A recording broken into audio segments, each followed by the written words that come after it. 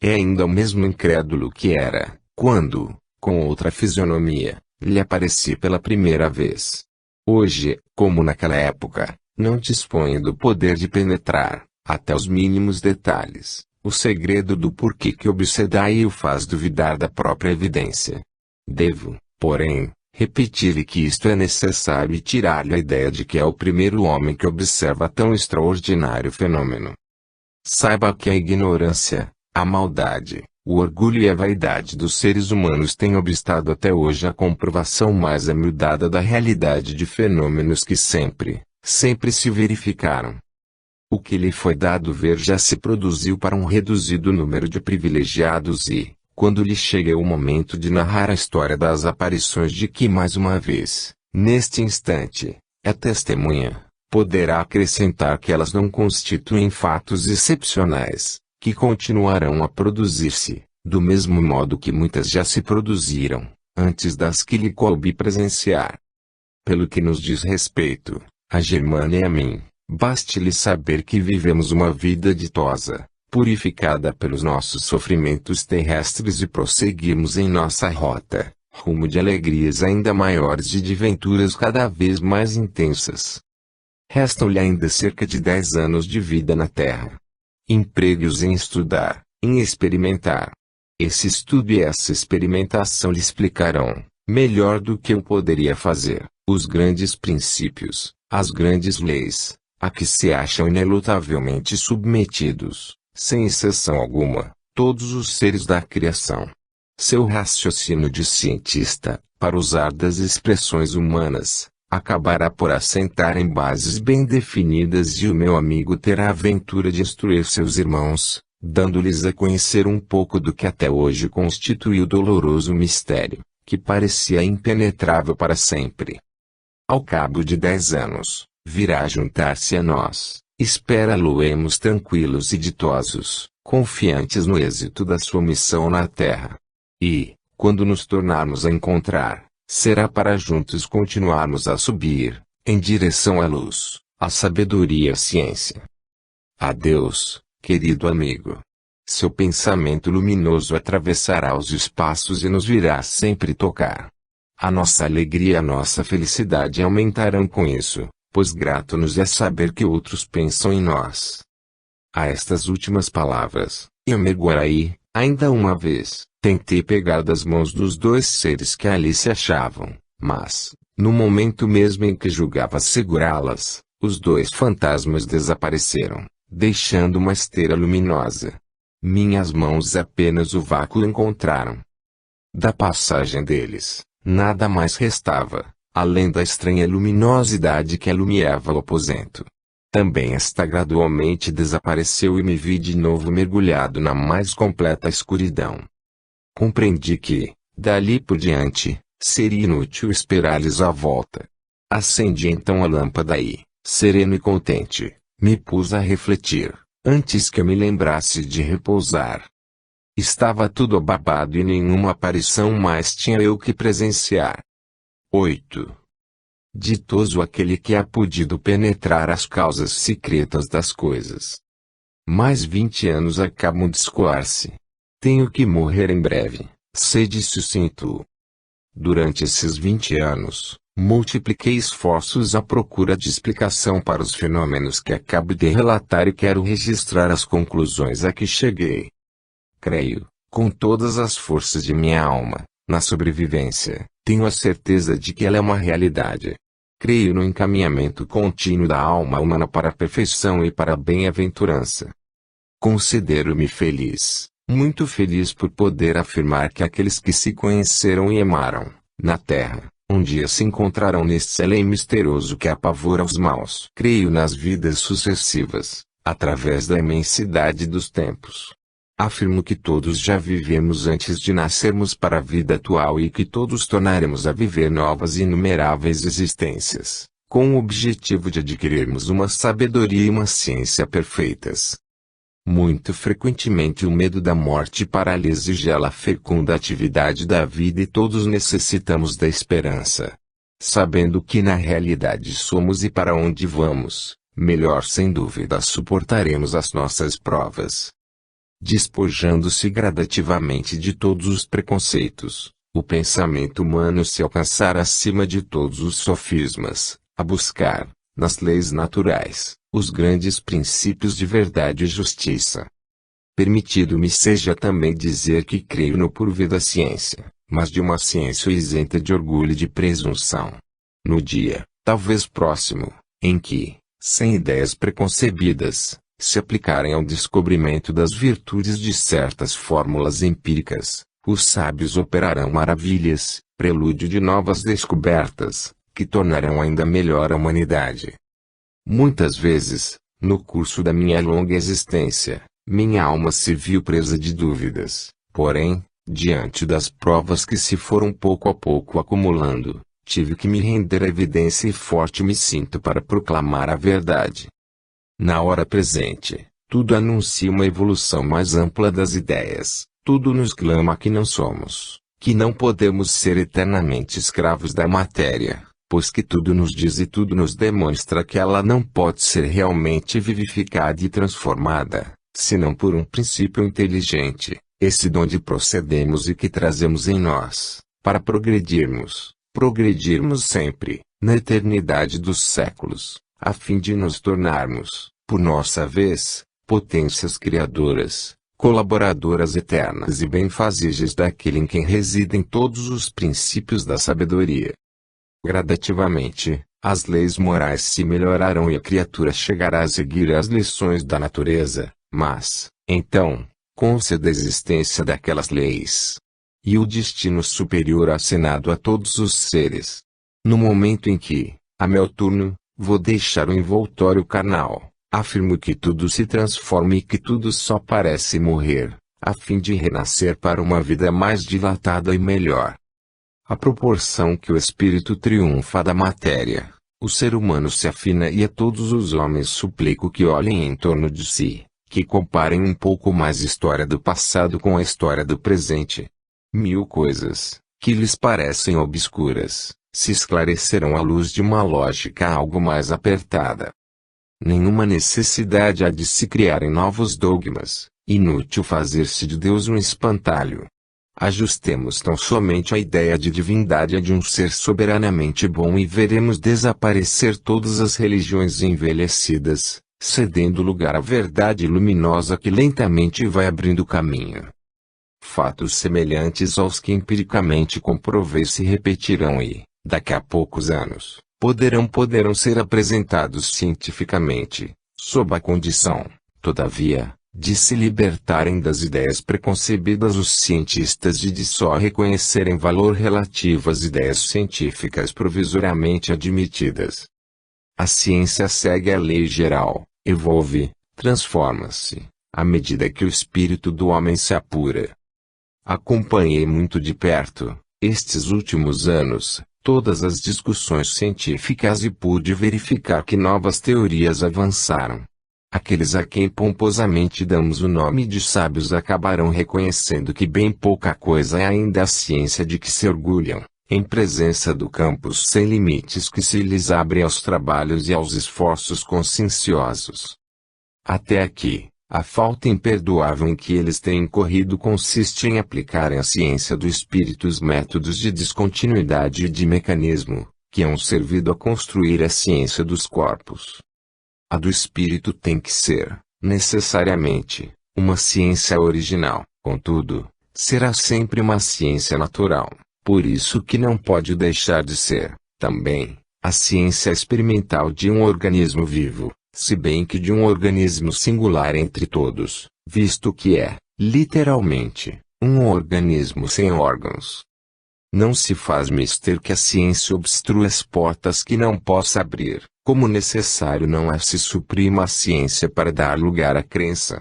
Basta se fixem os respectivos domínios dessas duas atividades, igualmente essenciais, e que se evite traçar-lhes delimitações por demais restritas. O espiritismo não é, com efeito, adversário das religiões. Ele unicamente as vem completar, renovar, purificar. Esse o verdadeiro espírito de verdade que Jesus prometeu. Entrevejo, presinto nitidamente o advento próximo de uma ciência ampliada, aumentada consideravelmente pelo estudo acurado da natureza do ser humano. Ah! Orgulho dos sábios, orgulho dos tolos, orgulho dos de espírito acanhado, orgulho dos poderosos deste mundo, orgulho de todos os que possuem bens materiais.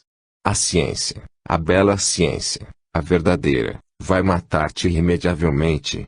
Amanhã, já nada mais serás, nada mais que uma palavra que ninguém ousará sequer balbuciar. Remontando passo a passo as causas primeiras, cada vez mais lógicas e mais exatas se tornarão as deduções e, sem que seja necessário nos encerremos num dogmatismo rigoroso, como fizeram até agora os sábios materialistas, chegaremos a entrever as verdades novas, facilmente verificáveis pelos meios científicos de que então disporemos. Ampliada, renovada, deslumbrante de verdade, essa ciência reinará em breve sobre os homens e os elevará a todos, até a beleza, até a luz, até a sabedoria. Apêndice. A narrativa deixada pelo Dr. Gilles Bourdin prescindiria perfeitamente de comentários. Entretanto, julgamos conveniente inserir aqui algumas notas complementares, lançadas no manuscrito. Ligeiras observações pessoais, acrescentadas a essas notas, justificarão, por outro lado, a aventura em que teve parte o mesmo doutor e que orientou muito positivamente para as teorias do espiritismo. Ora, toda a gente hoje fala desta doutrina e das variadas manifestações espíritas, porém, com exceção de alguns iniciados e de reduzido número de pensadores e de sábios, que se han dado ao trabalho de estudar cuidadosamente, e, sobretudo, racionalmente, nada se equipara à ignorância das massas a tal respeito. Já sobre este ponto dizia o Dr. Encalce, Papus, no Congresso Espírita Internacional de Paris, em 1889. O público profano mostra uma tendência bem acentuada para zombar do que só imperfeitamente conhece. As ideias correntes acerca do espiritismo constituem disto frisantes exemplo. Imaginam, em geral, que os espíritas são pobres de espírito, que em grupos pequenos se reúnem para pôr em movimento diversos móveis. Com o maior cuidado, sustentam essas ideias as corporações científicas constituídas, que pouco se preocupam com o fato de um ramo qualquer da ciência ser estudado à revelia delas. Por isso mesmo, é dever princípio de todo homem esclarecido, que se interessa pelas aludidas ideias, fazer ressaltar o caráter sério de tais estudos.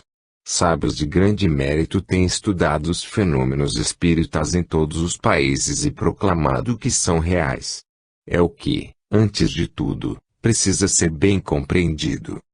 Motivo de grande decepção para um sábio é ver a matéria perder subitamente o seu peso e desaparecer-lhe a impenetrabilidade, sob a ação de forças mal definidas. Cientificamente, é-lhe aflitivo ver que em poucos segundos se constituem seres com aparência de criaturas vivas e vê-las desaparecer tão rapidamente quanto se formaram.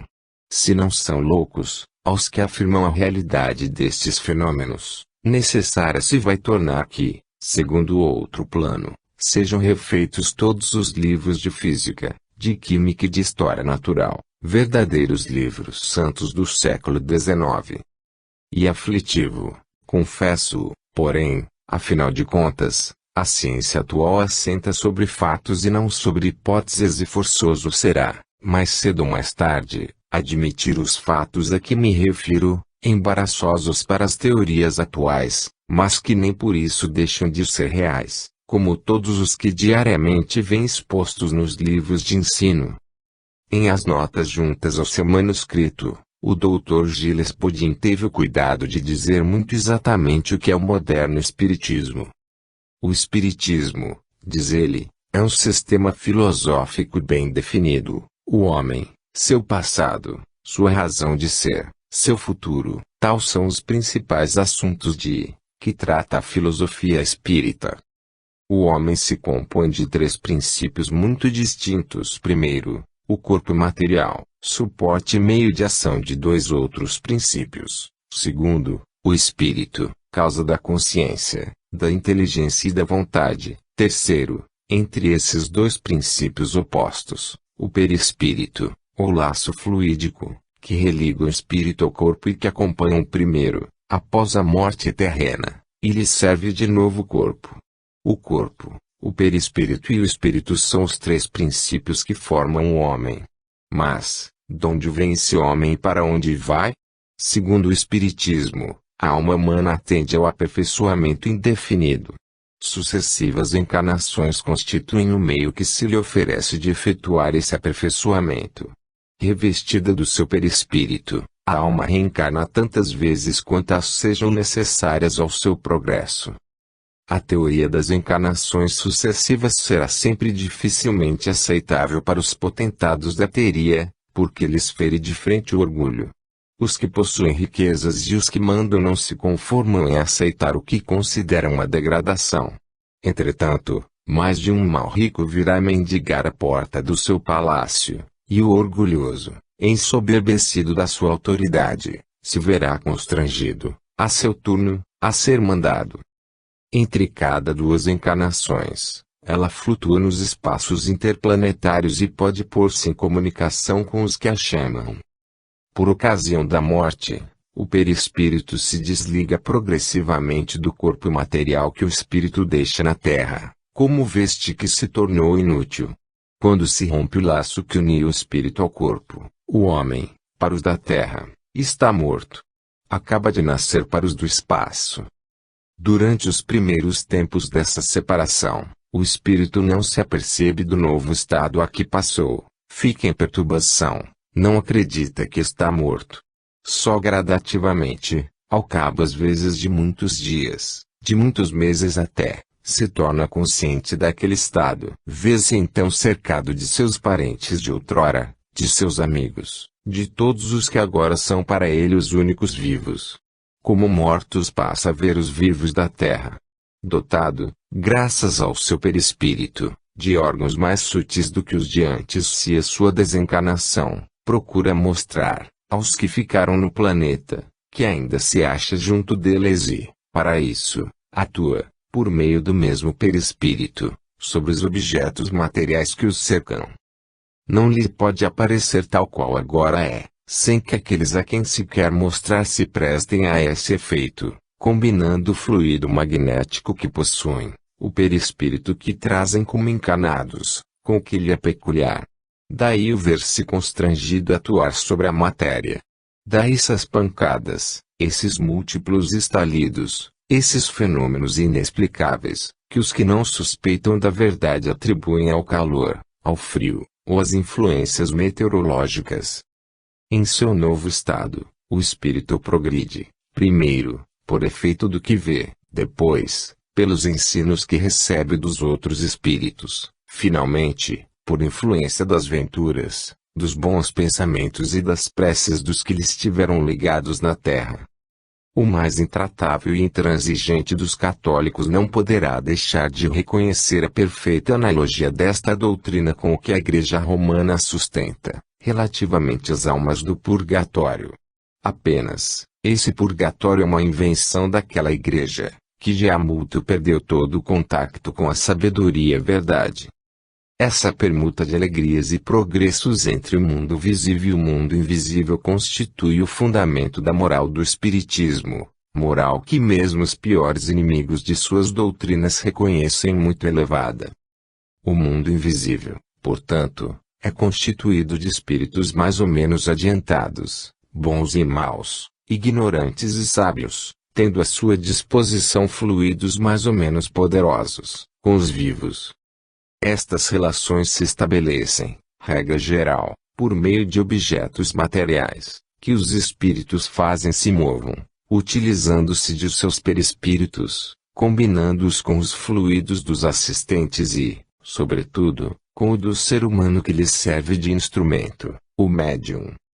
Para que um espírito se comunique, preciso é ter ao seu dispor o perispírito de um vivo e órgãos materiais.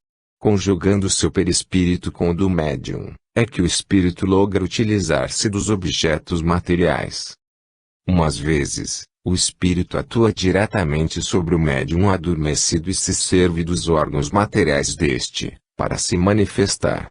Em tal caso, nota-se uma mudança na expressão geral da fisionomia do médium e bem assim no timbre habitual da sua voz. E um espírito que fala, valendo-se da laringe dos órgãos do médium, tais como estes são. Outras vezes, podem também o espírito mostrar seus vivos, condensando matéria em torno de si. Materializa-se. Finalmente, noutros casos, o espírito deixa traços visíveis da sua presença.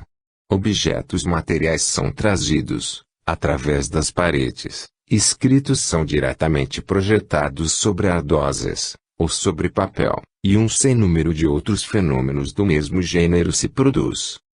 Estes os principais meios que os espíritos desencarnados empregam, para se comunicarem com os vivos e lhes mostrar a realidade da existência deles. A aparição descrita em A Narrativa do Dr. Gilles Bodin realmente se verificou. Não foi pura e simples alucinação e sim a materialização completa de um ser perfeitamente organizado. Na coleção da Revue Spirit, ano de 1859 pág. 30, deparamos com a explicação seguinte, a propósito de manifestações a que serviu de instrumento o célebre médium Home. No rol das manifestações mais extraordinárias, produzidas com o concurso do Sr. Home, se conta o aparecimento de mãos, perfeitamente tangíveis, que todos podiam ver e palpar, que seguravam e apertavam e que, depois, subitamente, nenhuma resistência apresentavam, quando alguém pretendia pegá-las de surpresa. É este um fato positivo que se produziu em muitas circunstâncias e do qual há várias testemunhas oculares. Por mais estranho e anormal que o fenômeno se afigure, toda a sua aparência de maravilhoso cessará, logo que o tornemos compreensível, mediante uma explicação lógica. Desde então, entra ele para a categoria dos fenômenos naturais, se bem que de ordem muito diferente da dos que se produzem às nossas vistas e com os quais preciso é que aqueles não sejam confundidos. Nos fenômenos usuais, podem encontrar-se pontos de comparação, como no do cego que percebia o brilho da luz e distinguia as cores, pelo som da trombeta, porém não semelhanças. A mania de quererem assimilar tudo ao que conhecemos é precisamente o que induz em erro tantas pessoas. Imaginam elas que lhes é possível operar com esses novos elementos, como com o hidrogênio e o oxigênio. Ora, isso é um erro. Aqueles fenômenos estão subordinados a condições que escapam ao círculo das nossas observações habituais. Cumpre, antes de tudo, que o experimentador conheça essas condições e com elas se conforme, se quiser obter algum resultado.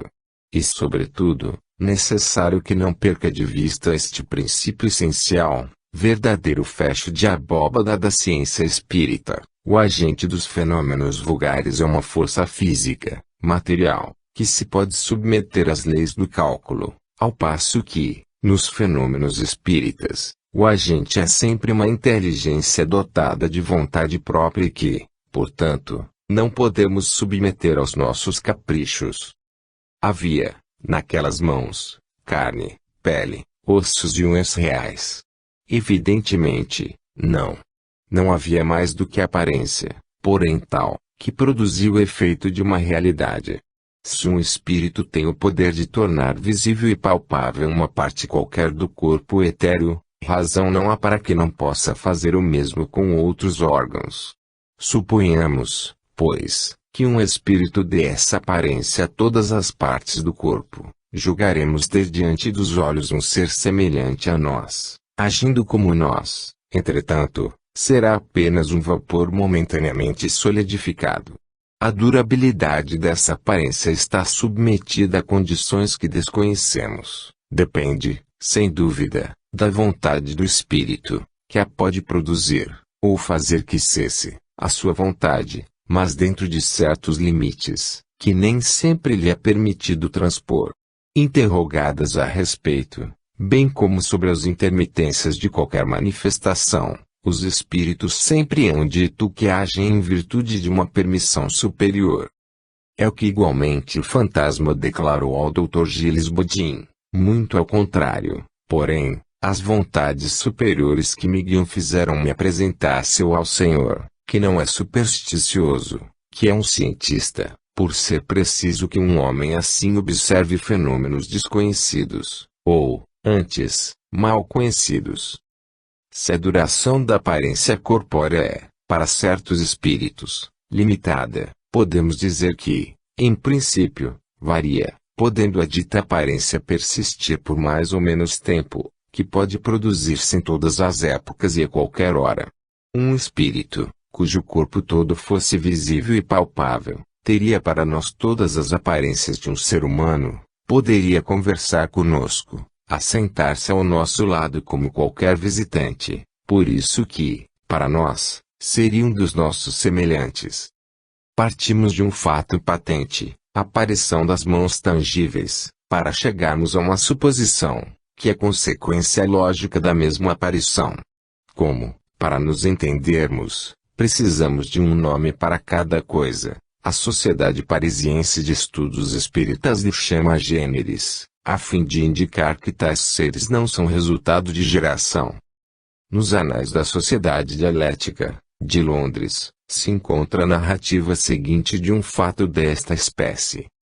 Em sua sessão de 6 de janeiro de 1869, resolveu a sociedade que, para estudar os fenômenos do moderno espiritualismo, fosse nomeada uma comissão composta de magistrados, pastores, letrados, cientistas, ao todo 33 membros, com o objetivo de aniquilar, pela investigação e para sempre, os tais fenômenos espíritas, que não existiam. Ao cabo de 18 meses de estudos continuados, essa comissão apresentava um relatório, concluindo a favor do espiritismo. Entre outros fenômenos, citava estes. Aparições de mãos e de formas, que a nenhum ser humano pertenciam e que pareciam vivas pela ação e pela mobilidade. Essas mãos eram às vezes tocadas e mesmo apertadas pelos assistentes que, por conseguinte, se convenceram de que aquilo não era simples efeito de uma ilusão. No Congresso Espírita Universal de Genebra, em 1913, o Sr. Leon Denis, notável escritor e discípulo de Allan Kardec, mostrou a absoluta identidade das aparições do Cristo e as manifestações espíritas de nossos dias. É principalmente no cristianismo que, do ponto de vista das manifestações, se apresenta a identidade absoluta das aparições do Cristo, depois de sua morte. Vêem-se ali materializações de todos os graus, tais quais as observamos hoje. Limito-me a considerar os dois casos mais opostos. Quando ele aparece a Madalena, diz: não me toques. Por quê? Porque era apenas uma forma sutil, vaporosa, uma forma quintessenciada, um começo de materialização que o menor contacto faria se desmoronasse, se dissolvesse. Vede agora um tipo de materialização completa, absoluta. Diz a Tomé: mete a tua mão na minha chaga. Aí tendes uma materialização absoluta, definitiva, tão completa quanto a de um homem vivo. Temos, pois, nas aparições do Cristo, todos os graus sucessivos que observamos e que o Sr. Delany tão bem descreveu em suas obras. Extrato da resenha do 2º Congresso Espírita Universal, 1913, pág. 49, na sua obra Cristianismo e Espiritismo, o Sr. Leon Denis ainda mais longamente cita as aparições do Cristo. Jesus aparece e desaparece instantaneamente. Penetra numa casa com as portas fechadas. Em Emaús, conversa com 2 de seus discípulos, que não o reconhecem. Depois, dissipa-se. Está de posse desse corpo fluídico, etéreo, que existe em cada um de nós, desse corpo sutil, envoltório inseparável de toda a alma, que um espírito elevado como o seu sabe dirigir, modificar, condensar e dissociar da vontade. E o condensa a tal ponto, que se torna visível e tangível para os assistentes. O mesmo autor também dá, ainda nesse livro, a opinião dos pais da Igreja sobre o perispírito, o corpo sutil. Essa opinião concorda rigorosamente com a teoria que o Espiritismo hoje apresenta. Quando do último Congresso da Associação Britânica para o Progresso da Ciência, um pouco antes da guerra, 1914, Sir Oliver Lodge pronunciou um discurso notável, de que extraímos a passagem seguinte, de considerável interesse para os espíritas. Ou somos seres imortais, ou não o somos. Podemos desconhecer o nosso destino, mas forçoso é tenhamos um destino qualquer. Os que amontoam negações têm tantas probabilidades de estar em erro, como os que avançam afirmações sob forma negativa. Os homens de ciência são considerados autoridades e deveria ter o cuidado de não arrastar ao erro a humanidade. A ciência pode ser capaz de fazer conhecido o destino humano, mas deveria, ao menos, não obscurecer. As coisas são como são, quer a percebamos, quer não, e, se emitimos asserções precipitadas, a posteridade o descobrirá, se a posteridade alguma vez se preocupar conosco. Sou dos que pensam que os métodos científicos não são tão limitados no seu objetivo, como nos ensinaram. Entendo que podem ser aplicados de modo muito mais amplo e que o domínio psíquico também pode ser estudado e reduzido a leis. Façamos, em todo caso, a tentativa, deixem-nos livre o campo para isso. Desenvolvam sua tese os que preferem as hipóteses materialistas, tanto quanto lhes seja possível, mas vejamos o que podemos fazer no domínio psíquico e vejamos qual dos dois tem que ser o vencedor. Nossos métodos são, na realidade, os mesmos que os deles, apenas diferem o objeto dos estudos. E preciso que os dois partidos não venham a questionar por causa dessa tentativa. Para fazer justiça a mim mesmo e aos meus colaboradores, forçoso me aborrecer algum tanto o meu atual auditório, não só afirmando a nossa convicção em que fatos presentemente considerados como ocultos podem ser examinados e coordenados por meio de métodos científicos aplicados rigorosamente e com persistência, mas também indo mais longe e dizendo, aliás sumariamente, que os fenômenos assim examinados me convenceram de que a memória e as afeições não estão limitadas a essa combinação com a matéria, mediante a qual elas apenas podem manifestar-se aqui e agora e que a personalidade persiste além da morte do corpo. As provas que temos reunido tendem, na minha opinião, a nos mostrar que a inteligência desencarnada pode, em certas condições, comunicar-se conosco do lado material, pondo-se assim diretamente ao alcance do nosso conhecimento científico e que pudemos nutrir a esperança de chegar gradualmente a conseguir alguma compreensão da natureza de uma existência mais dilatada, talvez etérea, e das condições a que se acham sujeitas as relações, através do abismo. Um corpo de investigadores sérios acaba de desembarcar nas plagas traidoras, mas prometedoras, de um novo continente. Os métodos científicos não constituem o caminho único para se chegar à verdade, se bem sejam o nosso caminho. Depois de tão preciosas palavras, as que assintam em estudar os fenômenos do Espiritismo terão sempre razão para dizer que o tempo da negação realmente passou. Estão no direito de proclamar que agora são explicáveis.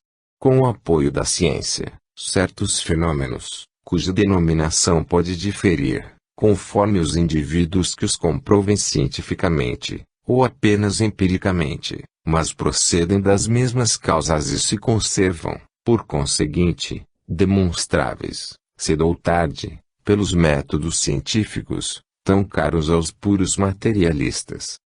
Não estão distantes os tempos em que a ciência achará a verdadeira fórmula capaz de agremiar todos os indecisos.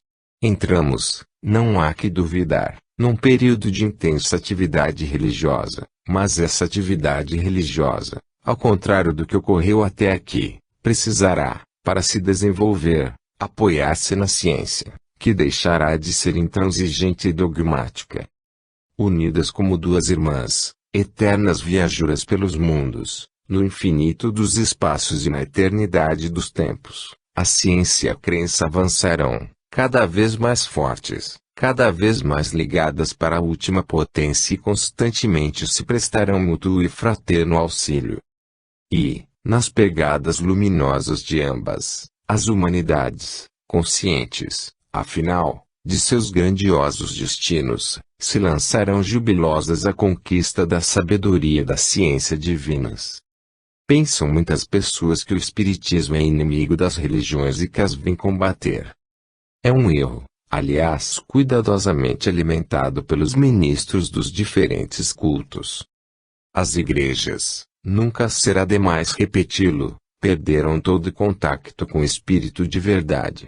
Convém, no entanto, definir com precisão, perante elas, o papel do espiritismo, porquanto crer que o sobrenatural constitui o fundamento necessário de toda religião é sustentar uma tese perigosa.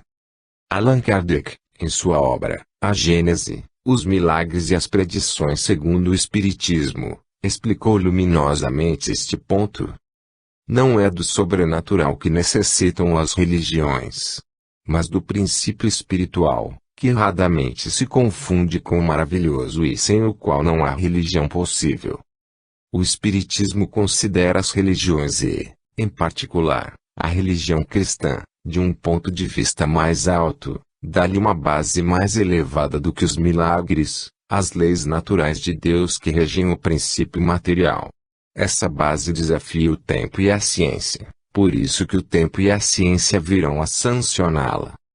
Ora, a ciência espírita traz aos homens a revelação perfeita da lei de evolução. Ela nos dá a conhecer as condições de vida dos habitantes do além. Dá-nos a conhecer as leis que lhes presidem aos destinos ultraterrestres, a lei de conservação, em virtude da qual guardam todos os traços essenciais e característicos de identidade intelectual, sentimental, moral, até mesmo física, suas formas, seus caracteres, suas afeições, suas ideias, lei de ação e de reação, em virtude da qual são ditosos ou desgraçados, na proporção do bem ou do mal que hajam feito, lei de evolução, isto é, de progresso e de progressão, ao mesmo tempo, em virtude da qual eles existem para destinos cada vez mais elevados, sob a condição de que só gradualmente chegarão a realizá-los, lei de adaptação, em virtude da qual se transportam, ou melhor, são sucessivamente atraídos para regiões do espaço, ou para os modos de existência que lhes assinam seus méritos e selas corpos fluídicos, cuja densidade varia com a qualidade da alma que o anima, respondendo automática e necessariamente ao chamamento das forças magnéticas do plano espiritual, e deste somente, que corresponde à substância dos ditos corpos. A ciência de ontem ajudara, com suas lacunas e sofismas, a matar a fé. A ciência nova, ao contrário, conduz o homem à fé, que ela ressuscitou. É raríssimo o fenômeno de transfiguração, de que o Dr. Gilles Bodin foi testemunha, mas não é excepcional. Pode ocorrer de modo material, em circunstâncias tais que seja possível, por meio de um aparelho fotográfico, reproduzirem-se as imagens das diversas fases que apresenta. A transfiguração não é mais do que uma modificação de aparência, uma mudança, uma alteração dos traços fisionômicos, operável pela ação do próprio espírito sobre o seu envoltório, ou por uma influência estranha. O corpo não muda nunca, mas, em consequência de uma contração nervosa, doma aparências diversas. Estudando o perispírito e suas diversas modalidades, é que se chega a compreender como pode produzir-se o fenômeno da transfiguração. Com efeito, pois que o perispírito tem a possibilidade de insular-se do corpo e tornar-se visível, e por sua extrema sutileza, revestir aparências diversas, a vontade do espírito, sem dificuldades se concebe que é isso que se dá numa pessoa transfigurada. O corpo se conserva o mesmo, só o perispírito muda de aspecto e, em virtude da fascinação que exerce sobre o observador, o corpo real fica, de certo modo, velado pelo espírito. Aliás, geralmente, de curtíssima duração o fenômeno. Em suas notas, o Dr. Gilles Bodin deu, do desenvolvimento do espírito, uma curiosa definição, que aqui transcrevemos. O espírito, na origem da sua formação, como essência espiritual, princípio de inteligência, sai do todo universal. O que chamamos todo universal é o conjunto dos fluidos existentes no espaço. Estes fluidos são a fonte de tudo que existe, quer no estado fluídico, quer no estado material. O espírito, na sua origem, como essência espiritual, se forma da quintessência desses fluidos. A vida universal está sim, por toda a natureza, em germens eternos, graças a essa quintessência dos fluidos, que somente a vontade de Deus anima, conformemente às necessidades da harmonia universal, às necessidades de todos os mundos, de todos os reinos, de todas as criaturas, no estado material ou no estado fluídico. Ao serem formados os mundos primitivos, na sua composição entram todos os princípios, de ordem espiritual, material e fluídica, constitutivos dos diversos reinos que os séculos terão de elaborar. O princípio inteligente se desenvolve ao mesmo tempo em que a matéria e com ela progride, passando da inércia à vida. Deus preside ao começo de todas as coisas, acompanha paternalmente as fases de cada progresso e extrai-se tudo que haja atingido a perfeição. Essa multidão de princípios latentes aguarda, no estado cataléptico, em um meio sob a influência dos ambientes destinados a fazê-los desabrochar, que o soberano mestre lhes dê destino e os aproprie ao fim a que devam servir, segundo as leis naturais, imutáveis e eternas por ele mesmo estabelecidas. Tais princípios sofrem passivamente, através das eternidades e sob a vigilância dos espíritos prepostos, as transformações que os hão de desenvolver, passando sucessivamente pelos reinos mineral, vegetal e animal e pelas formas e espécies intermediárias que se sucedem entre cada dois desses reinos. Chegam dessa maneira, numa progressão contínua, ao período preparatório do estado de espírito formado, isto é, ao estado intermédio da encarnação animal e do estado espiritual consciente. Depois, vencido esse período transitório, chegam ao estado de criaturas possuidoras do livre-arbítrio, com inteligência capaz de raciocínio, independentes e responsáveis pelos seus atos. Galgam assim o fastígio da inteligência, da ciência e da grandeza.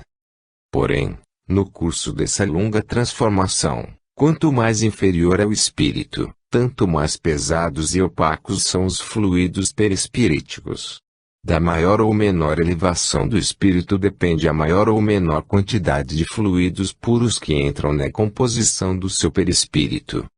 Entre os que se transviam, espíritos aqui, no curso do seu desenvolvimento e por vezes mesmo ao ensaiarem os primeiros passos, temam em fazer mau uso do livre-arbítrio e se tornam obstinadamente orgulhosos, presunçosos, invejosos, indóceis aos seus guias, contra os quais se revoltam. Esses espíritos presunçosos e revoltados, para serem domados e progredirem sob a opressão da carne, encarnam em mundos primitivos. Revestido do seu perispírito e sob a direção e vigilância dos espíritos prepostos, o espírito atrai aqueles elementos destinados a lhe formarem invólucro material, do mesmo modo que o ímã atrai o ferro. Ainda esse verifica o resultado de uma atração magnética prevista e regulada pelas leis naturais e imutáveis, constituindo esse resultado uma das aplicações de tais leis. Após a queda e antes de encarnar, o espírito, pelas suas tendências naturais, tem composto o seu perispírito, conservando os fluidos, que ele para tal fim assimilou, a influência que lhes é própria. No curso de encarnação, esses fluidos mudam de natureza, de acordo sempre com os progressos ou as faltas do espírito. Se a encarnação produz uma melhoria no estado moral, os fluidos que constituem o perispírito experimentam uma correspondente melhora. Entre os que se transviam, muitos há também cujo transviamento só se dá depois de terem sido por largo tempo, por séculos, dóceis aos espíritos incumbidos de os guiar e desenvolver, depois de haverem trilhado, simples e gradualmente, até um certo ponto mais ou menos avançado de desenvolvimento moral e intelectual, a senda do progresso que lhes era indicada. Esses encarnam em planetas mais ou menos inferiores, mais ou menos elevados, conforme a grau de culpabilidade, a fim de sofrerem uma encarnação mais ou menos material, mais ou menos fluídica, apropriada e proporcionada à falta cometida e às necessidades do progresso, atenta à elevação espiritual. Assim como Deus criou, cria e criará, em contínua progressão, na imensidade, no infinito e na eternidade, essências espirituais, espíritos, também criou, cria e criará mundos adequados a todos os gêneros de encarnação, para os que se transviaram, transviam e transviarão. Assim, sempre houve, aí haverá, por um lado, terras primitivas, mundos materiais, ou mais ou menos inferiores, mais ou menos elevados, mais ou menos superiores, uns em relação aos outros, e, por outro lado, mundos cada vez menos materiais, cada vez mais fluídicos, até os planetas da mais pura fluidez, que se podem chamar mundos celestes, divinos, aos quais só têm acesso os espíritos puros. Os espíritos que, dóceis aos seus guias, seguem simples e gradualmente a diretriz que lhes é indicada para progredirem. Esses trilham o caminho do progresso através de esferas fluídicas sucessivamente mais elevadas, onde tudo está em relação com as inteligências que as habitam. Permanecendo dóceis aos seus guias, elevam-se dessa forma, pela eternidade em fora, depois de haverem passado por todas as fases de existência, por todas as provas necessárias a uma ascensão tão alta, até chegarem à perfeição. Nula se torna então sobre eles a influência da matéria.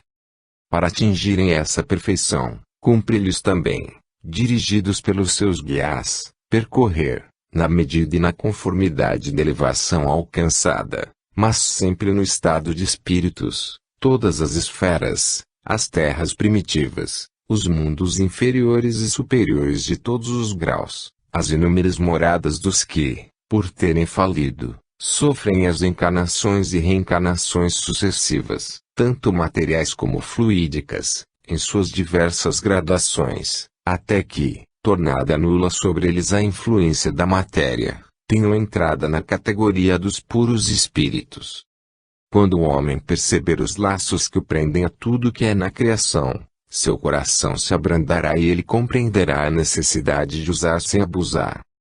Tudo, na grande unidade da criação, nasce, existe, vive, funciona, morre e renasce, para a harmonia do universo, segundo as leis naturais e imutáveis que Deus estabeleceu desde toda a eternidade. Nada há de espontâneo em a natureza, por isso que tudo tem a sua origem preparada. Ao homem só é possível observar os efeitos que lhe ferem os sentidos. O que nasce instantaneamente, sem que ele previsse a possibilidade de semelhante nascimento, se lhe afigura uma criação espontânea. A verdade, entretanto, é que já existiam os germes dessa criação. Aos olhos dos homens, o que há de espontâneo é só a matéria. A inteligência, ou, antes o germe da inteligência que a tem de habitar é colocado na matéria, logo que esta o pode conter e a vida se manifesta, às vistas humanas, instantaneamente, de conformidade com meios ambientes, debaixo da direção e da vigilância ocultas aos espíritos prepostos e de acordo com as leis naturais. Nada é oculto que não venha a ser descoberto e nada é ignorado que não venha a ser conhecido. Deus se encarrega de ajudar os que trabalham. A teoria do desenvolvimento do espírito, constante das notas do Dr. Gilles Bodin, como está exposta nos parágrafos acima destacados por aspas e que o autor diz ser idêntica a Henry Bloom sobre o mesmo assunto, é exata e absolutamente acorde com a que se encontra na Revelação da Revelação, de J. B. Holstein, na qual também se encontram elucidações análogas às que vêm exaradas nos parágrafos que aqueles se seguem, até o ponto em que intercalamos a presente nota. O que fazemos com o só intuito de assinalar o testemunho que, assim, o autor da Granja do Silêncio dado o valor daquela obra, com o de apoiar no que se nos depara em um de seus capítulos mais importantes.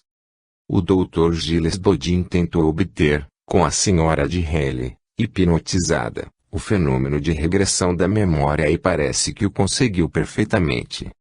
Nestes últimos anos, outros experimentadores han obtido resultados, se não absolutamente probantes, pelo menos muito curiosos e que de certo modo demonstram ser possível fazer-se que, mergulhado em sono hipnótico, o sensitivo percorra, em sentido inverso, uma parte das existências que já viveu.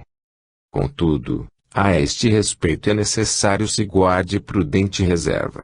Importa que este gênero de experiência, aliás difícil, se desenvolva, confiado a experimentadores esclarecidos. Podemos, entretanto, afirmar que alguns sensitivos, examinados por personalidades espíritas e por sábios, têm manifestado claramente todos os caracteres que o Dr. Gilles Bodin assinalou. Esses sensitivos chegaram a reviver 2, 3 e 4 existências anteriores, nas suas linhas principais, bem entendido, e a fornecer detalhes bastantes a darem aparência de verdade à manifestação de que tratamos.